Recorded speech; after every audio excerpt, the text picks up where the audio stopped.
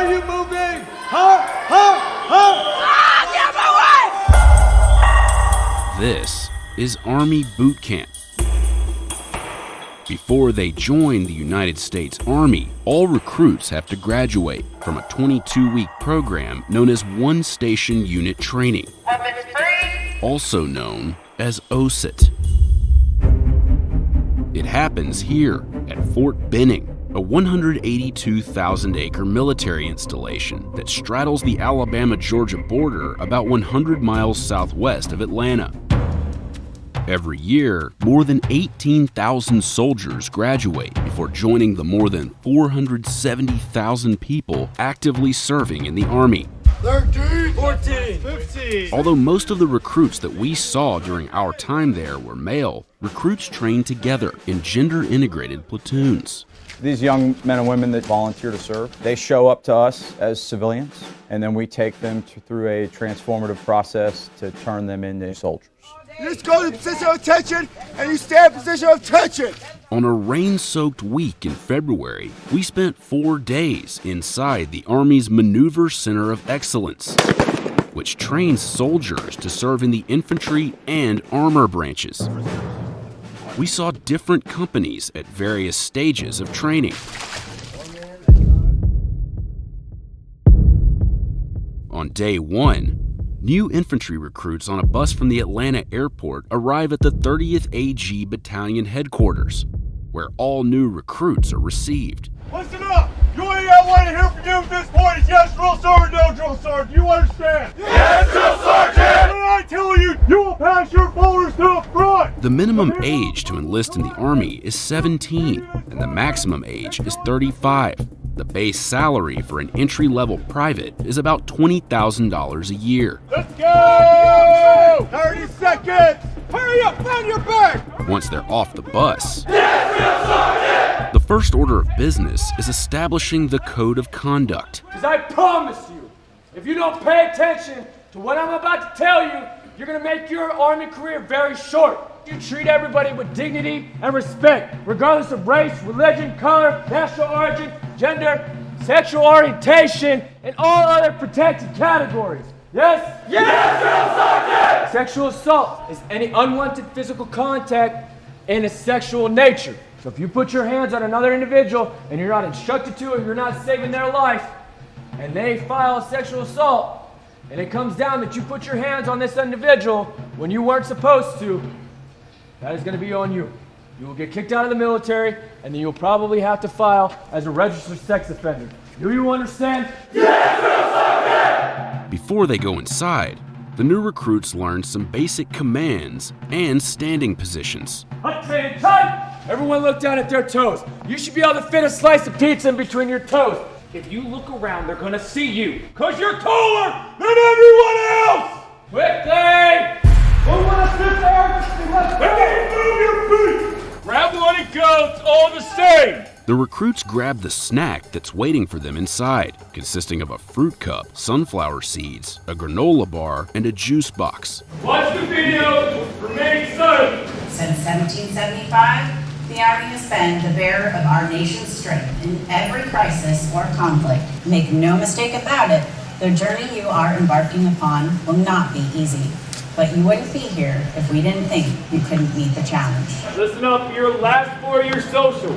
After being welcomed, recruits begin what's known as processing, which can take 1 to 2 weeks before their actual training begins. In a little bit, we'll give you a period to go in a room by yourself. First, they're given one last chance to discreetly dispose of prohibited contraband, like drugs, alcohol, tobacco, and inappropriate photographs. If any photo you possess on your phone is less than a bathing suit, you will not have it. You will delete them all. Recruits get rid of contraband in an amnesty room, where they dispose of it by throwing it down a metal chute. Is anybody confused on what you can and cannot have? The next morning, the recruits report to the barber shop, where one barber has worked at Fort Benning for almost 60 years. I've been here ever since 1963. That's a long time. I should have been retired a long time ago, but I wake up in the morning now, I be wanting to come out here and go to work. recruits are issued uniforms. They receive a series of immunizations and vaccines, and get their official photo taken, along with myriad housekeeping details that fill up their 1 to 2 week stay in processing. Hey, sit up straight. That is, until processing ends, and the time for training finally arrives. Let's go. Grab your bags and go. We found a company of recruits about to begin training in the armor school. Those are bridle. These recruits are about to be picked up and taken to their barracks, where they'll reside for the rest of their training. Let's go. You guys are going to the front bus. Go. This is the last chance for recruits to change their minds before training begins, like one recruit who decided to stay behind. This short bus ride from processing to their new barracks will be the most peaceful moments these recruits will experience for a while. What happens next is known as the shark attack. Run! Run! That goes on who you want! You want run! Everywhere you freaking go! Go! Run! Run! Did they say what? Get your bags up right now! Get your bags up! This way! Let's go! You're a tough guy! Don't move! Do something! Do something! That's what I thought! Why are you still not understanding? He just said it! Well, it's really just a little shock to the system so we can break them down to build them back up.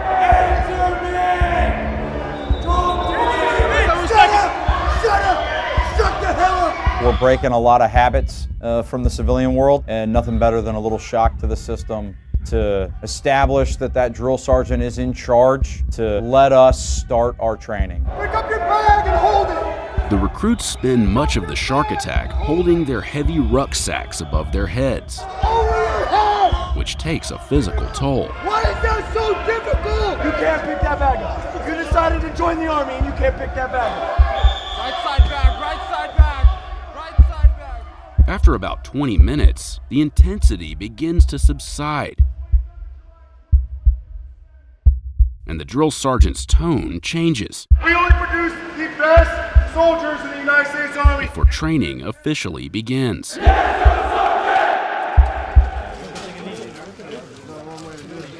After the shock and awe of the shark attack, things do appear to calm down. Is it a video? It's a movie. Alpha 347. I always wanted to be a star. We found this group of infantry soldiers in week 11 of their training, practicing on the firing range. The mood was much more relaxed, Try to get 8 up on my level. and their conversations with their drill sergeants are conducted at normal volumes, like when this drill sergeant educated the recruits on the meaning of the military expression 8 up. Is a piece of 8 up gum good? You don't want something that's 8 up, right? You want something fresh. You break the seal, it smells like olive oil, right? Okay. That dynamic changes because we want the soldiers to become more critical thinkers. At that point, we are turning into more coaches and mentors. We dial it back a little bit, so we don't want them frightened. We want them to be comfortable and in a state of mind that is receptive to learning and performing at that level. Up to 241 hours of infantry OSUT are devoted to marksmanship, where recruits fire about 2,500 rounds using the M4 carbine, as well as the M249 squad automatic weapon, or SAW. We create lethality. We create expert marksmen at their individual weapons because as an infantry soldier, that's what we're asking them to do. Recruits get one of the most painful parts of training out of the way early. Once we check your seal, you will not touch your promat. This group of infantry recruits was exposed to CS gas, or tear gas, in week 1 of their training. You're going to continue to file in until we tell you to stop. You're going to place your back against the wall. The recruits spend about 5 minutes inside the gas hut. Upon exiting the gas hut, the recruits are told to flap their arms like birds, to to remove excess gas from their uniforms. According to a drill sergeant, the effects of the gas begin to wear off after about 4 minutes. Some training moves indoors, like combatives, where recruits learn hand-to-hand self-defense tactics. We're trying to teach them to achieve a dominant body position. So get out of one negative position and then switch roles so they end up having the upper hand in a fight.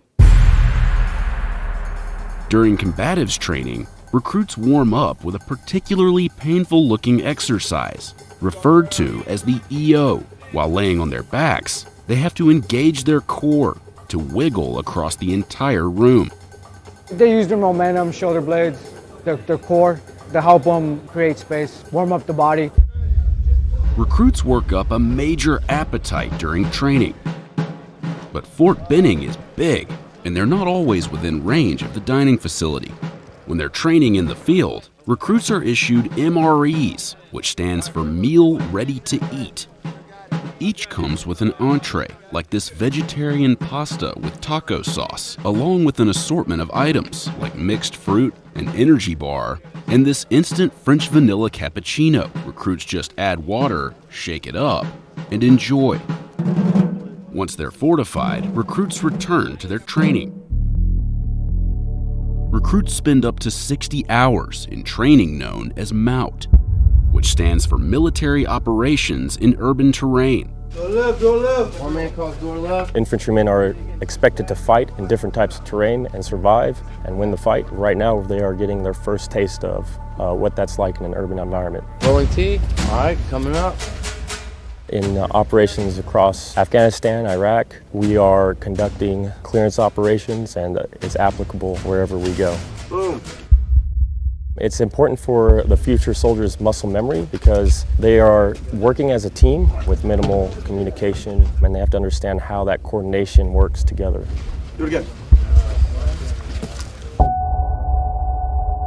After 22 weeks of training, these infantrymen are ready to leave Fort Benning.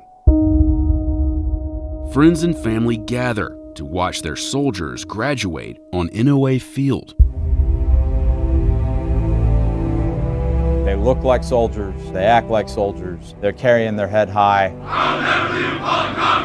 I have trainees that were not alive when 9/11 happened. I think that's pretty powerful, that I still can find American citizens that want to volunteer to serve their country when we continue to ask them to go to combat. These new infantrymen don't have long to greet their loved ones. Get on the bus! Or say goodbye to their friends before leaving Fort Benning to begin their service in the United States Army.